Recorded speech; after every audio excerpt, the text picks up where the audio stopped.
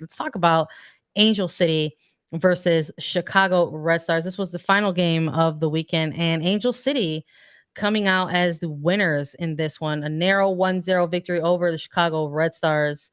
Lisa, I think we both had Chicago in this one. I had a Or draw. you had a draw. Oh, I man. had a draw between Either Chicago and way, we Angel were let City down today. coming into this one, and you had Chicago taking the win to close out this weekend. But I mean, Angel City, they get on the board first, and they end up running away with this one just at the very start of the second half. But as a Chicago fan, native, what are your thoughts on this one? How do you think the Red Stars did? It was announced right before the game Mallory Pugh would not be there. She didn't travel with the team to LA for this game, dealing with a bit of knee injury soreness. But overall, the performance from the Red Stars throughout this game, what are you thinking of it? What do you make of it? Like when the availability report dropped, it was maybe I've become like desensitized to it a little bit for the Chicago Red Stars team, because this is a team that's been going out there this year and has been picking up results in light of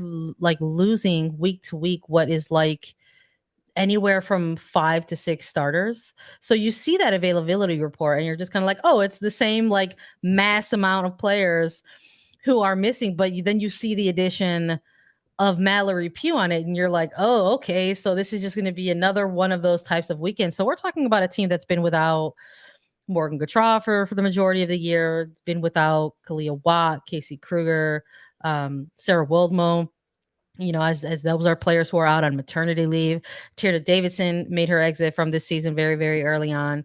And every once in a while, there's been an additional starter that's perhaps been listed on that availability report, whether it's been somebody like a Bianca St. George's or an Aaron Wright or even a Rachel Hill. And now we saw this week Mallory Pugh. So, yeah, good to know. Coming out of postgame, it looks like Chris Petroselli gave a little bit more clarity on that, talking about that it's some right knee inflammation that Mel Pugh is dealing with.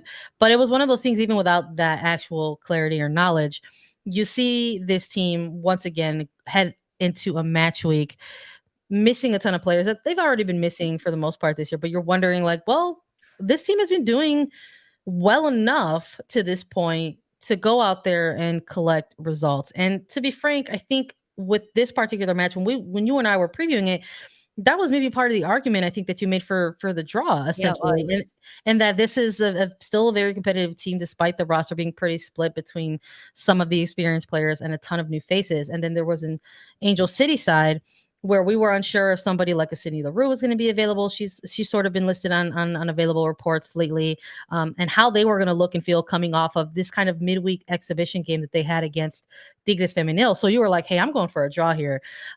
So honestly, I thought that there was enough here for this Red Stars team to go out there and get a result. It just didn't happen. And sort of looking at kind of the breakdown of things towards the end of the night, you're talking about 13 shots to 9 total shots, 3 on target apiece. And the game winner ends up kind of being a little a type of goal that kind of almost gave the impression where it's just like, I'm not too sure if like even LA was in belief that they were able to get it in the back of the net. But that's all that matters, is that it made its way into the back, whether it looked fluky or felt fluky or not. You've got a 1-0 scoreline and all 3 points for an Angel City side that is in a position right now that needs to go out there and be, picking up these points. And I think if you're on the Chicago side of thing, you're looking at this as maybe, hey, this is one where you just sort of have to put behind you and look ahead.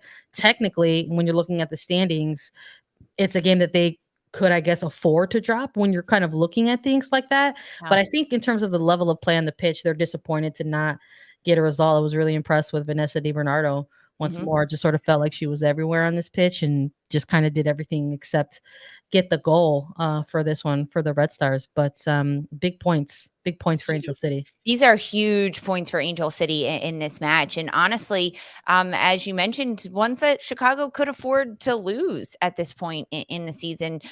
15 games played so far, and they dropped to 6 with 23 points. And Angel City rises with 21 points to 7th place in the standings. But Chicago started the weekend, third or fourth, I believe? Fourth, I think. just under Houston started the weekend. So really only dropping 2 spots in this match. But when watching this game on network with CBS Sports Network with JP and Lori, we got to hear from Savannah McCaskill at the halftime, which I love hearing from players about, especially when the broadcasters ask good questions like Lori and JP asked tonight, because they asked Savannah how they find the back of the net, what needs to happen. And lo and behold, 2 minutes into the second half, they do exactly that.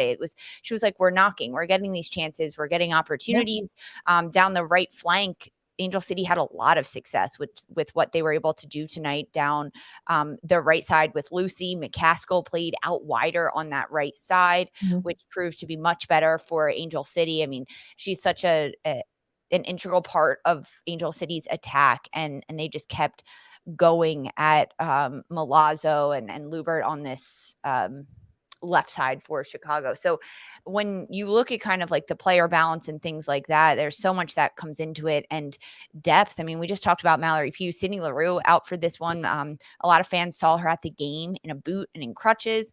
I'm not entirely sure about that's that. A lot of eyes. Yeah, that's a lot. I mean, it's a lot of eyes, and they're all looking. So there's a lot of eyes in LA, and I personally don't know much, but in a boot and crutches could mean any number of things. Anything from, hey, we don't want you to put any pressure on it tonight. Tomorrow you're going to play in contact training. So like there's a lot of a wide range of what could be happening there with Sydney Leroux. But ultimately huge 3 points for Angel City that they collect at the end of this weekend that really sets the tone, I think, for the next month of NWSL soccer for sure. Yeah, it's going to be a wild ride. I think for certain teams, and we'll talk a little bit about, I think, with other teams who have found themselves slipping in the upper half of the table, because that happened a bit. Things shifted a little bit. You look at Chicago and you just see that availability report week in, week out. And then you see mid-game player like Aaron Wright be substituted out of the match. And you just sort of wonder, like, is this going to be something else that this team has to deal with down the road? So it's something that we'll have to pay attention to. But let's keep talking about some of the big winners across this weekend with big scorelines. Before you jump into this big winners, we're live on YouTube right now. Lucy, happy birthday. We got a birthday? Yeah, she jumped in the chat and said it was her birthday today. So we're talking about big winners. Lucy, happy birthday. You're a big winner. Shout out into this segment. Shout out to Lucy. Happy B-Day. Feliz cumpleaños. Thanks for joining us on your birthday. Appreciate that. Big winners and also some big score lines. We gotta talk about North Carolina Courage and Kansas City Current. Kansas City Current keeping up their streak, keeping that undefeated streak alive with a 4-3 win against North Carolina Courage. There was a lot of good stuff in between this one, Lisa. I mean, you're talking about the opening goal scoring here with this beautiful buildup and link up between Caroline Debinha to Ordonez for Ordonez to ultimately go ahead and break the rookie season record of most goals scored in a rookie season with 8. So it's like you got the good energy and the good vibes going here in this match, but it was like incredibly short-lived, and it was a quick turn. You're talking just like 2 to 3 minutes later, you had Kansas City getting the equalizer from Kristen Hamilton. So the opening 20 minutes of this match, pretty much for me watching it, Lisa, set the tone for the entire duration of the match. And I think at one point in my live viewing of it, I tweeted out, I was like, give me that 4-4 draw. I feel it in my bones. And we almost got it. What did we have for the picks in this one? I had Kansas City in this one. I believe you had North Carolina in this one. I don't remember. I feel like that's incorrect, but I think I've been high. We've both been high on Kansas City, so I think we both went Kansas City. We both went Kansas City. Yeah, I mean, this game, as you mentioned, the opening 20 minutes set the tone. Frankly, having Caroline back for North Carolina and the combination play between her and Debinha is just unmatched. And North Carolina, they can score goals. In their last 8 games, they've scored 20 goals. Now, North Carolina Courage has also conceded 20 goals in those last 8 games because they are picking up ties, 3-3 ties, 2-2 ties, and draws, and losing this one 4-3. Like, those are so many goals scored in this one. But I think you said it best. I mean, giving Diana Ordonez a little shout out for sure. She scored in the last 3 games. She's on a streak right now for North Carolina, but it was really such a back and forth battle that North Carolina could have had the upper hand, but after they scored goals, they let it drop. So they go up first. Diana Ordonez gets her 5th goal, 3 straight game, or excuse me, her 8th goal of the season. She scores first, and then Kansas City equalizes with Kristen Hamilton on a corner kick. There was a bicycle kick from Elizabeth Ball during this sequence of play. It was wild. And both of those goals, the opening one for North Carolina and the opening one for Kansas City, were poorly defended plays by both sides that the teams then capitalized on. So they almost get canceled out, right? It's equalized 1-1 at this point. Yeah. Then Debinha gets a great goal in the 36th minute. Is a breakaway play. Caroline is driving at Kansas City's back line, and Debinha slots in on the right side of her. It's a heads-up play by Caroline to play Debinha right in stride. A great goal. And then right before the half, Lola Bonta responds with an incredible strike of her own. It was a bullet of a shot right outside the box. So now it's 2-2 heading into the halftime. And I was not expecting 4 goals in the first 45 minutes. And then we get more in the second half. 56th minute, North Carolina Courage goes ahead again. Kaylee Kurtz, she gets her 3rd goal of the year, a bit of a glancing header from her. And then Cece Kaiser responds for Kansas City. It's her 5th goal in 7 games. This was a moment when Claire subbed on Lavoisier for Kansas City. She subbed on for Victoria Pickett, and she made a difference in this game because she actually gets the assist on this goal from Cece Kaiser, but it was just a great cross into the box that then becomes a scrum that North Carolina can't clear out of the box, and Kaiser ends up getting on the end of it. And then Lavoisier ends up getting the game-winning goal at the end of this one, a strike from distance, her first NWSL goal. Kansas City is now 10 games undefeated, climbing the standings. I love it. This was huge, right? Like, I love it. This was a massive game for Kansas City. It's what they needed to get this win. They're now back-to-back wins, and 10 games undefeated. That's amazing for this Kansas City side, and it's tough. It's tough in this league to even go on a streak that long, but I think it's even tougher to try to crack double digits. I think we saw Chicago at one point have like a 9-game streak and they couldn't make it to 10, and then I think you've got Portland right now at the moment. I believe they're on an 11 game, so it's like it's very, very tough to do. And watching this Kansas City side do it, I just keep coming back almost nearly every performance, and I'm just so impressed with Lola Bonta every single time. I mean, you look at some of the pass maps that come out of these matches, and Kansas City looks like their passing network can sometimes be very narrow at times, very kind of direct, but it's working for this team right now. And I don't think at this point in the season that's necessarily something that you're gonna change up entirely, but I think what's equally important about that is that you have a player like Labonta who has become very integral to this team, into their midfield, someone who's been able to pull those strings, both disrupt and generate play, create goals right on her own, both by assisting and scoring them. But, hearing her comments out of the postgame saying amazing, right? We got this big win, big goal score, but we let in 3 goals. Like, we want the clean sheet. Like, that's not acceptable, defensive behavior, let's just call it. So it gave me a little bit of a chuckle to sort of see that was her response to that, coming out of a game like this, because if you're neutral, you're like, whoa, like 7-goal game, like you're neutral. You need to be watching North Carolina every single weekend because they do not have low scoring games. But it was cool to just sort of see that, because I think at this point in the season, you're starting to see who's separating themselves in the table. And if you're going to be a playoff contender in this league, that's absolutely something you're keeping an eye on. It's like, you don't want to get too high on the highs, and you definitely don't want to get too low on the lows. And so to have, yes, you will have the 3 points and you're thrilled about that, but you have, of course, the veteran kind of putting the team in check and saying like, we got work to do still here.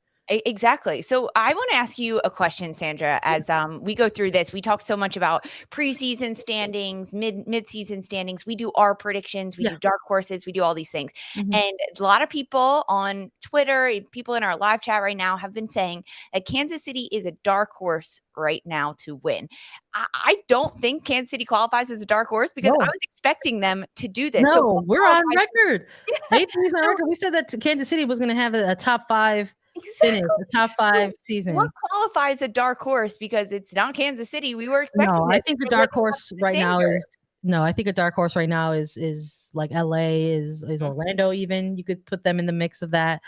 Someone who's gonna like, dark horse, you're behind in the race and you're gonna, exactly. eventually shock folks and go ahead and I think see them turn the everyone's corner. forgetting that Kansas City played spoiler at the end of the Oh yeah, the I mean, 2021 season last year. That's what they did. They went through and they became a wrecking ball and they took points off teams yeah. that could have They were made the very fun to playoffs. watch on the second half last season, and they Yeah. went on like a really good home game streak to kind of close out their 2021 season. So to see them sort of build off of that and they kind of try to, add pieces in their off season, those same pieces have not, been a part of this incredible run. They've been without Lynn Williams since very early on, coming out of the Challenge Cup.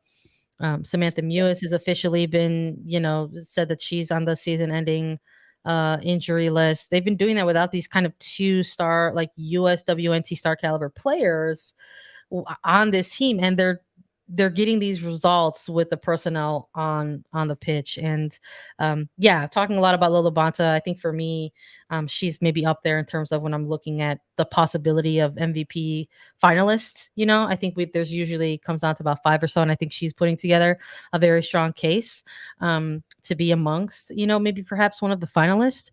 But there's a ton of players who have been really stepping it up for this current side. I mean, Victoria Pickett has been having an outstanding season. I mean, obviously we were very high on AD Franch. Put together a really good string of games there where they had a lot of shutouts and they want to get back to that, like Lola Bonta said. So hopefully, there's a lot here for them to take a look at and work on, like Labonta said, and we'll see if they go ahead and tighten things up, and maybe the next one they go ahead and get the win and the clean sheet. But we do have another big winner to talk about before we head into a break in the episode, and that's OL Reign versus New Jersey, New York, Gotham FC. This one ending in a 4-1 scoreline, and that's what we wanted. I think, I believe we both chose OL Reign in this one, Lisa. We did both choose OL Reign. Yes. Yeah, I I think. Gotham, and we talked about how Gotham's just been Look, struggling. we hopped on to an episode. We went live with it. We talked about, the recent news in terms of, the dismissal of Scott Parkinson, which was a mutual agreement, between both head coach and the franchise. Everything that's been coming out about it has sort of looks like there's no ill will or anything like that. But in the interim, the news at the time when we were talking about this, Lisa, that there was going to be an interim that was named soon, and that info didn't necessarily come out until after we had recorded. But they had named former Jamaican women's national team head coach and Hugh Menzies as interim head coach, and there was a lot of excitement around that as well. And that type of stuff should be celebrated. But I think when we were initially talking about this particular moment for Gotham, that I presented a question to you and I both, and I said, does it matter at this point in the season? Is this a team that we see week in and week out with the soccer that they play on the pitch, a salvageable type of season? And we both said no in this one. And so here we had the preview and we both went, oh, well, Rain. I would have loved for them to prove me wrong. Now, what, 2 days, 1 day with head coach Menzies or interim head coach stepping in, but they've also got the assistants there. Yeah. On one hand, it's like this is just like a big moment that just happened for this team. So maybe they need some time to get adjusted. But the other side of that is like that there's not necessarily a lot of time to get adjusted in that sense. So maybe it is about right now just trying to go out there, play some cohesive soccer, build on some good, performances where you can catch them, And I think on the OL Reign side of things, it's a little bit of the opposite. I think you're looking at Laura Harvey and OL, and they are trying to solidify their 11, solidify their game changers who come off on the bench, look at, key scenarios, perhaps lock in a formation. Maybe they're not going to. I don't know. Laura Harvey has a mixed bag of tricks. What are we going to see moving forward? Are we eventually going to see, more consistent dual nines? Who knows? Laura Harvey's the coach, not us. We're just scared to watch and see. But won in this one. You've got Rose Lavelle with a banger. You've got Megan Rapinoe with 2 goals, one of which was absolutely highlight reel worthy. And Totally. you have an own goal, and then you've got Taylor Smith with, I think, perhaps a bit of maybe a consolation goal a little bit for Gotham. Again, we're talking about things that we want to see, good things that we want to see happen for Gotham. I would love to continue to see the evolution of Taylor Smith with this Gotham FC side. Yeah. But all 3 points for OL Reign. I don't think a lot of folks had, betting interest on Gotham in this one. No, I mean, and Noah Rain, we know that this is a team that can create chances and opportunities. Rose Lavelle being back in the mix, getting the start 90 minutes, who's been dealing with a bit of a knock, and Rapinoe getting the start. There's just so many pieces there, and we've known this, that Laura Harvey's side can create opportunities and chances, and they are so dynamic in that front line, especially with how much depth they have between the front three and the attacking midfielders. But against this Gotham side, the defense for Gotham was falling apart. I mean, when you look at the goals that happened and that OL Reign was able to score, I mean, Lavelle gets on the board first for OL Reign in the 15th minute. And this is just a heads up play by Rapinoe and Lavelle. It's a quick throw in. Rapinoe gets it behind Gotham's back line, and Lavelle runs onto it. Gotham can't clear it. And before you know it, Lavelle's in. And the last person you want one-on-one with your goalkeeper is Rose Lavelle, a fresh, healthy Rose Lavelle. And then the penalty kick that came right before the halftime. This was a defensive error by Jean in the back line for Gotham, trying to play with this ball out. And you've got Rapinoe on your back, who's going to give you a shove, going to put pressure and win the ball off of you, and then draws the foul in the box. So Rapinoe not only scores the penalty kick, but she also draws the foul. And then the own goal happening as the 4th goal, truly the insurance goal for OL Reign towards the end of this one. But I mean, Yeah, I think Taylor Smith is one of the brightest spots for Gotham right now. Such a huge get for this yeah. Gotham side from North Carolina. Yeah, I'm in a complete agreement with you. I think at this point for Gotham, that's what I'm looking at, because we talked about this a little bit in that episode where we talked about the breaking news of Parkinson's no longer being the head coach, and I'll just reiterate it here in that there's you're the coach is gone. So at this point, you're looking at the players, and the players have some of them have gone on record as such and sort of alluded to this as well, like that they just sort of have to look within themselves now and try to go out there and perform and compete. But like, So look within themselves. What have you guys been doing all year? who knows? Who I'd like, knows? I don't know. I think it's got to be more than that. I don't know. I mean, maybe the coaching change will shake things up a little bit. There's Yeah, I someone, thought that the break was going to shake things up a little bit for them. someone I in the thought, like, okay, locker I was like, room. there's players who are gone. Mhm. The international window is like open. Like maybe this is going to be the moment where you get a little bit re-energized, and we just kind of didn't really see that. And then you have, I think this match in particular was a good example of teams who are in the upper half of the table, not so much going out there and figuring things out, but just sort of ironing things out and sharpening their knives, so to speak, versus like very low bottom half of the table teams who likely are at this point not so much looking for answers, but just trying to find ways to sort of have somewhat strong individual performances. I think it was a good example of that. Just 2 completely Yes. different teams in different timelines right now. I think that's a great way to put it. Teams looking for strong, and like, if I'm a player on Gotham at this point, I want to go out every single day and be the best that I can be. And if I'm a leader, if I'm one of those players that can actually use my voice and my leadership in the locker room, I'm speaking up now, because they've got a negative 18 goal differential, 13 games into this Yeah. season. They have got to do something. They've got to get a win, right? You want to at least get another win under your belt, even if you scrap out 1 point here and there on a draw, but have those individual player performances, so at least your contract's not on the line. Yeah, first win for OL Reign in their last 3 matches. 4th straight consecutive loss for Gotham FC, their 9th of the season.